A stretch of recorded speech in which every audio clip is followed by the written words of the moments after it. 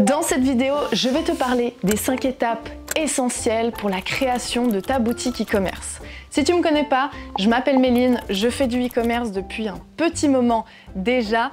Et quand j'ai commencé à me remettre au e-commerce pour moi, c'était en juillet 2022. Quand j'ai décidé de m'y remettre, j'avais pas d'investissement à mettre, j'avais pas de followers et surtout, il me manquait un peu d'expérience et de connaître le bon processus. Mais j'ai persévéré, j'ai continué à travailler sur ce que je voulais vraiment. Et du coup, j'ai créé ma première boutique e-commerce en juillet 2022.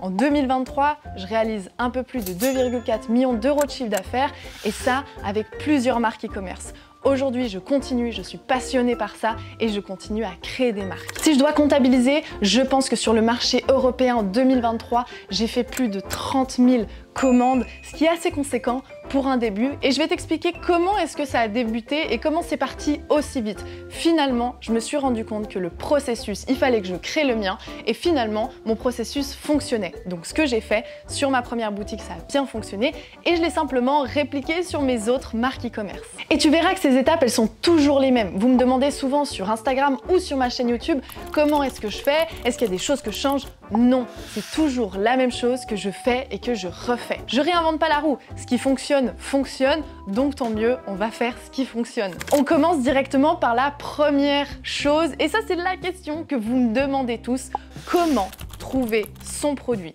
Vous avez l'impression que trouver votre produit, c'est la chose la plus compliquée, la chose primordiale. On va parler juste après des choses qui sont primordiales, mais comment est-ce que tu peux trouver ton produit? Une petite rétrospective. Quand j'avais recommencé l'e-commerce, je regardais plein de vidéos et on me disait qu'il fallait que le produit soit un produit winner, un produit sur TikTok, un produit qui fasse beaucoup de vues et j'en passe. Sauf que quand j'analysais selon les critères de ce que les autres me donnaient, je tombais sur des produits comme des serpillères et malheureusement ou heureusement, je me voyais pas être professionnelle de la serpillière sur le long terme.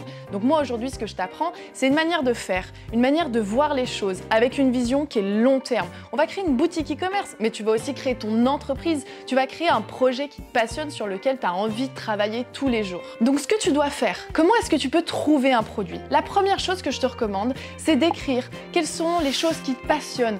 Regarde un petit peu sur Google, regarde sur Amazon les produits qui se vendent, tu peux même utiliser des outils par exemple comme AliExpress, TikTok ou Instagram, mais essaie de trouver un produit dans une niche qui te parle. Donc si je te fais un petit parallèle avec moi, j'étais passionnée par le cosmétique et plein d'autres choses, mais je me suis dit que le cosmétique c'était vraiment le domaine dans lequel j'avais envie de me spécialiser parce que je me projetais développer un produit, j'avais plein d'idées créatives, donc ça résonnait assez juste en moi cette niche-là, donc je me suis dit let's go, je vais regarder ce qui se fait un petit peu dans la niche. Donc j'ai regardé des produits sur Amazon, j'ai regardé sur Google, j'ai regardé sur le marché français, j'ai regardé aussi dans les supermarchés ce qui se faisait, ce qui se vendait, je regardais aussi un petit peu les nouvelles tendances. Donc le plus important pour chercher ton produit au début, c'est vraiment d'étudier le marché, d'aller voir partout ce qui se fait sous format de vidéo, sur les affiches publicitaires et j'en passe. Vraiment, tu vas rechercher à droite, à gauche. Et que ce soit dans la tech, dans le textile, dans le cosmétique, dans l'électroménager peut-être, c'est égal. Fais vraiment une audit de marché. Donc tu vas regarder ce qui se fait, tu vas essayer après, par la suite, de trouver un produit où tu te dis ok, le produit il m'intéresse, le produit il a une audience, c'est-à-dire qu'il y a quelqu'un, un consommateur qui pourrait avoir besoin de ce produit. Et on va parler un petit peu du prix du produit. On imagine que tu trouves un produit et que tu veux le vendre à 30 €. Pour le coût produit et incluant la livraison, il faut que tu comptes en moyenne 25%. Moi, je te recommande en e-commerce que ça dépasse pas les 25 voire les 30% parce que sinon tes marges elles seront trop faibles. Donc pour ton produit au début, une fois que tu as bien étudié le marché, que tu as bien trouvé quelque chose qui te plaisait, on s'en fiche de ce que les gens ils te disent, on s'en fiche de la data parce qu'il faut analyser sur tel et tel critère qu'il ait tel et tel nombre de vues sur TikTok. On s'en fiche, on va créer ton univers et finalement c'est en créant ton univers sur ton produit et surtout en connaissant bien ton avatar client qu'on va pouvoir faire du vrai marketing et des vraies belles ventes. Avant de passer au point numéro 2, n'oublie jamais ça. On ne tombe jamais amoureux de son produit, on tombe toujours amoureux de son client. Donc le produit c'est une chose, mais le plus important c'est ton client. On passe donc à l'étape numéro 2. Tu dois connaître ton marché, tu dois connaître ton avatar client. Qui consommerait ton produit? Un homme ou une femme? De quel âge? Comment est-ce qu'il se comporte? Quel est son pouvoir d'achat? Dans quel pays il vit? Est-ce qu'il a besoin de ton produit? Est-ce que ton consommateur le consomme peut-être régulièrement? Quels sont les critères que ton produit répond à ton client? Et ça, c'est très important parce que souvent, j'ai tendance à voir des sites ou des gens qui parlent de leur produit. Bah, mon produit, il est comme ci, mon produit, il est comme ça. Mais pas du tout. Nous, l'objectif, c'est de connaître l'impact du produit sur ton client. Oublie pas, une vente, c'est très émotionnel. Il y a un côté de rationnel chez les gens sur le prix, sur la nécessité du produit, mais un achat et une vente, c'est essentiellement émotionnel. Donc tu dois vraiment bien connaître ton avatar client, qui il est et ce qu'il consomme. Je vais juste te raconter quelque chose d'assez incroyable. Souvent et régulièrement, je demande à mes proches quels sont les produits que tu utilises le plus et pourquoi tu les aimes. Donc je pose la question un jour à ma mère dans la voiture et ma maman, elle me dit avec un sourire et une énergie de fou, elle me dit mon Thermomix. Donc là, on recontextualise, c'est un produit qui est quand même à 1500 € et du coup, je lui dis bah pourquoi? Et là, ma maman, elle me dit, bah tu vois, c'est incroyable, je perds plus de temps. En plus de ça, il y a des recettes qui sont intégrées, donc j'ai pas besoin de les chercher, j'ai pas besoin de me prendre la tête.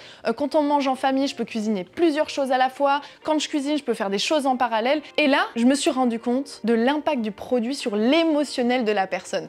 Et je ne remercierai jamais assez parce que à partir de ce moment-là, je me suis rendu compte que le produit, c'était quelque chose, peu importe son prix, mais l'impact émotionnel dans la vie d'une personne, c'est ça qui fait acheter. Et c'est ça l'importance d'un produit. Donc nous, quand on vend un produit, le plus important, c'est votre avatar client, de comprendre les bénéfices qu'il a en utilisant ce produit. Et c'est ce qu'on va utiliser dans notre marketing, sur notre site et sur nos publicités. Dans ton analyse de marché, il faut aussi que tu connaisses tes concurrents. Regarde sur le marché français, tape sur Google, regarde sur Instagram, sur TikTok ou sur Facebook, qui sont les concurrents. Ce qu'ils font, regarde leur site, regarde leurs offres, regarde les prix auxquels ils vendent le produit, regarde les arguments marketing qu'ils utilisent, analyse tout dans les moindres détails. Et bien évidemment, ce que nous, on va faire, c'est qu'on va tirer le meilleur de chacun de nos concurrents pour l'implémenter chez nous et finalement avoir un peu le combo parfait sur le même marché. Une fois que tu as terminé ton étude de marché, et c'est ça le gros du travail, on va passer à l'étape numéro 3 qui va être la création de ton site internet. Sur ton site internet, il y a 3 choses super importantes. La première, c'est le branding de forme. Créer ton logo, créer ton identité visuelle, créer la vitrine de ton site pour qu'elle soit attirante, que les gens aient envie d'aller sur ton site et qu'ils aient envie d'acheter. Donc c'est plutôt tout l'aspect qui est visuel. La deuxième chose, on va travailler sur le branding de fond.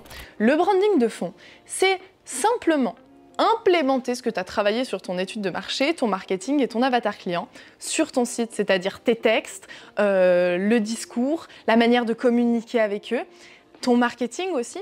Et la troisième chose qu'on fait sur ton site, c'est créer ton offre. Tu dois créer une offre irrésistible. Les gens, quand ils arrivent, ils ont besoin de voir que c'est le moment d'acheter. Pour ça, tu peux créer de l'urgence. Tu peux aussi faire des réductions, des packs de produits si tout d'un coup tes produits sont amenés et intéressants à être achetés en plusieurs quantités. Donc il faut vraiment travailler sur ton offre. Et travailler sur ton offre, c'est très important aussi pour augmenter ton panier moyen. Une fois que tu as travaillé sur ces 3 points, finalement, tu vas juste assembler tout ça pour créer ta boutique en ligne.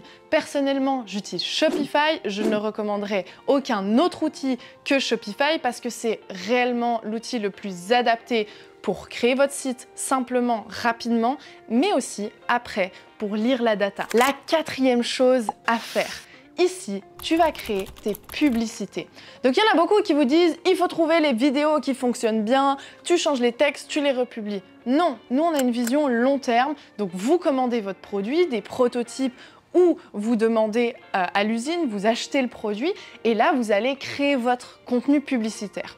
Pour créer votre contenu publicitaire, on se remet aussi dans le marketing. On va repenser à notre avatar client.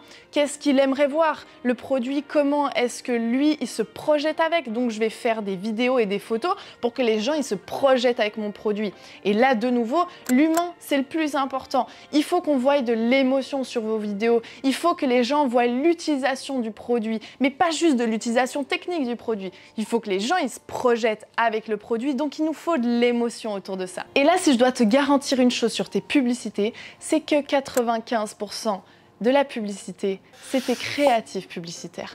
Donc travaille-les bien, pose-toi. Et pour ça, je te recommande un outil qui est super, c'est Forplay. Mais tu peux aussi utiliser la bibliothèque Facebook pour aller voir ce que les concurrents y font et quels sont les types de contenus publicitaires qu'ils utilisent et quelles sont les choses qui fonctionnent actuellement. Pour la création de tes publicités, comment est-ce que je te recommande de commencer?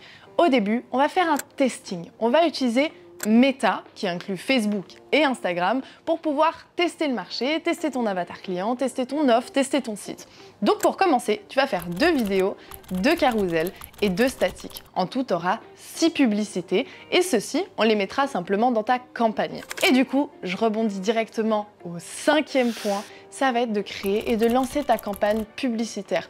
On utilise Meta au début, donc Facebook, Instagram. Tu vas créer une campagne où tu vas mettre en budget journalier le prix de vente de ton produit. Donc simplement, si tu vends un produit à 30 €, tu vas mettre un budget de 30 € par jour sur ta campagne.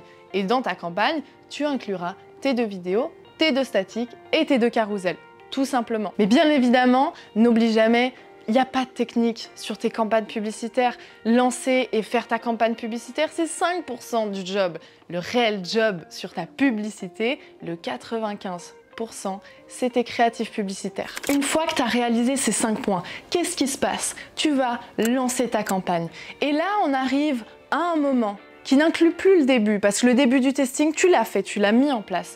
Et la 6e étape, on va dire, c'est qu'on va analyser. Tu vas lancer tes pubs et tu vas les laisser tourner pendant 3 jours minimum. Quand tu lances ta campagne pendant 3 jours, tu ne touches à rien. Même si tu n'as pas de vente, même si tu n'es pas sûr parce que tu es en train de stresser, tu ne touches à rien pendant 3 jours. Pourquoi? L'objectif en lançant de la publicité, c'est qu'on récolte de la data.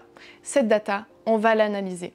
Une fois que ton site il est lancé, on va dire que le e-commerce c'est un peu comme des mathématiques, c'est de la data, c'est juste de l'analyse, c'est juste comprendre ce qui se passe. Et une fois qu'on comprend ce qui se passe, on va pouvoir venir optimiser autant tes publicités que ton site internet, parce que finalement tu n'auras que ces 2 choses-là. Donc n'oublie pas, après ce que je te dis, l'objectif pour toi, premier, c'est de savoir vendre. C'est ça le plus important. Quand tu sais vendre, tu peux vendre n'importe quoi à n'importe qui. Et ça, je le promets. Donc tu dois travailler sur ton marketing, tu dois comprendre ton avatar client, quels sont ses besoins. Et n'oublie pas que la vente, elle doit être très émotionnelle. Donc finalement, peu importe ton produit. Donc ne te perds pas et ne prends pas trop de temps sur ton produit. Fais une liste de produits, de 10 produits. Hop, tu regardes ce que tu préfères et tu vas les lancer un par un, et puis si c'est le premier qui fonctionne, bah tant mieux. Donc si tu as aimé cette vidéo, n'hésite pas à liker, à t'abonner et aussi à commenter si tu as des questions, j'y réponds avec plaisir. J'ai un groupe Telegram qui est 100% gratuit où je publie tous les jours pour vous donner un maximum d'informations sur ce que je fais et ce que je teste aussi de manière quotidienne. Et c'est en likant cette vidéo et en t'abonnant à ma chaîne que je sais si tu aimes mon contenu et que je peux faire plus de contenu sur le sujet. Je t'encourage à ne pas te disperser, à te lancer, à passer à l'action, à poser des questions aux personnes qui font également du e-commerce. N'hésite pas, tu dois apprendre encore et encore, mais surtout, ne perds pas de temps dans plein de processus ou de choses un petit peu bidons. Sois focus. Ce que je te dis, ça fonctionne. Je l'applique sur mes marques et je l'applique encore aujourd'hui. Donc reste focus et applique juste le processus.